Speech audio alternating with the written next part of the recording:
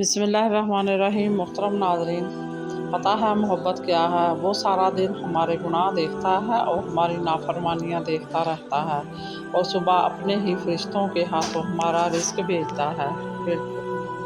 जब तुम्हें महसूस हो कि तुम्हारी तबीयत को ज़िक्र खुदा से सुकून महसूस होता है तो समझ लो कि अल्लाह पाक तुम्हें पसंद करता है। अखलाक वो चीज़ है जिसकी कीमत कुछ नहीं देनी पड़ती, हाँ, मगर इससे हर इंसान ख़रीदा जा सकता है। बदलती हुई चीज़ें अच्छी होती हैं, मगर यकीन कीजिए बदलते हुए अपने बहुत तकलीफ़ देते हैं।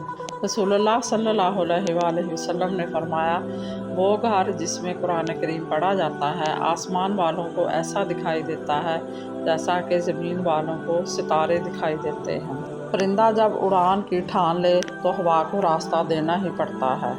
इंसान ने आसमानों के रास्ते दरियाफ्त किए हैं, लेकिन इसे दिल का रास्ता नहीं मिला।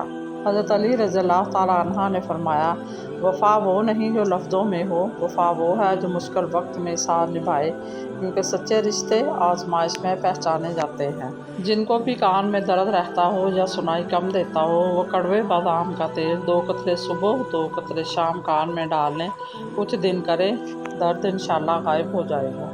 अल्लाह की शान सेब दिल की हिफाजत करता है और खून को जमने नहीं देता।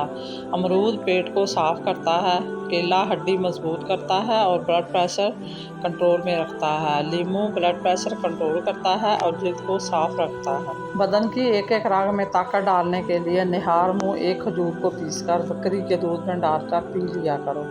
मज़ीद इसी तरह की अच्छी और मालूमाती वीडियो देखने के लिए मेरे चैनल को सब्सक्राइब करें, और अगर आपको वीडियो अच्छी लगे तो प्लीज़ लाइक ज़रूर कर दिया करें।